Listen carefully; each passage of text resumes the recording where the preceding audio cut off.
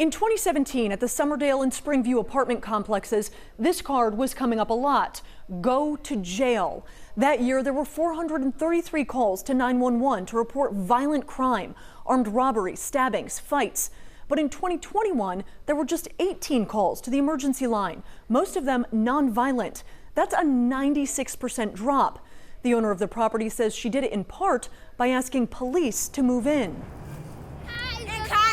The kids at Springview Apartments How was school? called Atlanta police officer George Crenshaw Say hi to the camera. Oh, you say hi to Officer Smiley.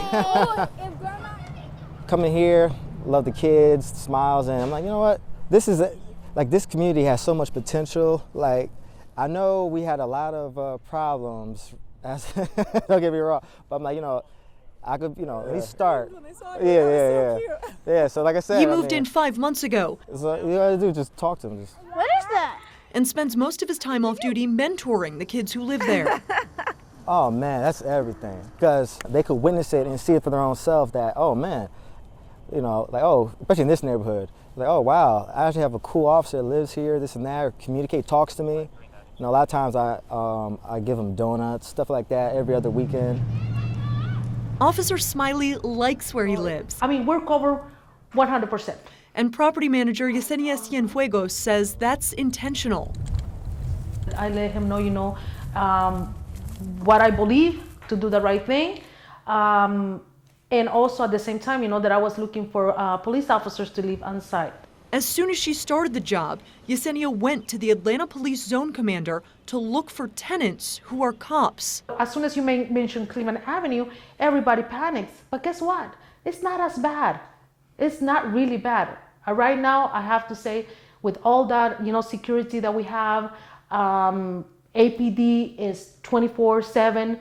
Anything that we need, they're always there. They also added 50 cameras on site. I might not be watching, but guess what? My cameras will be watching. And armed security around the clock. It's a stark contrast to what the property looked like just a few years ago. When we came in here, the property was boarded up. About half the property was boarded up. We did have a few families that lived here. It was very ominous.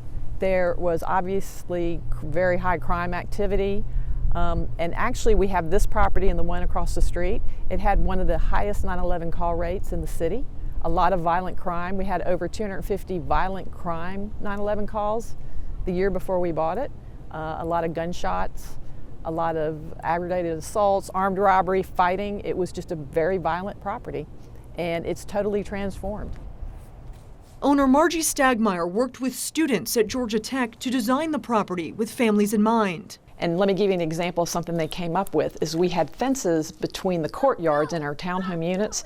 It was suggested to remove the fences so that the tenant, it's an open courtyard now, and the tenants have to talk to each other and they have to socialize. They can't hide. She wanted to make a safe space at the heart of the apartment complex where parents could let their kids play. What we found when we first bought this property is we did have 68 children in elementary school living here, and they were pretty much all traumatized. And they literally went from school to apartment to school to apartment. They weren't out playing, they weren't riding their bicycles, they just were sequestered. And that really has a long-term intergenerational impact on children and how they are raised. According to the Department of Justice, children who are exposed to that kind of trauma are more likely to deal with substance abuse, anxiety, depression, struggle in school, and commit crimes. Okay. By bringing down the crime rate, she brought the kids back outside. And the officers on site aren't there to answer calls. They're there to go home. It's not perfect over here, don't get me wrong, but just take it one day at a time, a smile on your face, and just keep it going, just keep pushing. Like I said, I love it here, man. Officer Smiley says what he likes most is how it feels like a community there now. The families who live there care about each other. And Marjy says she built that community on purpose. Tomorrow we'll show you how people made these properties into a home.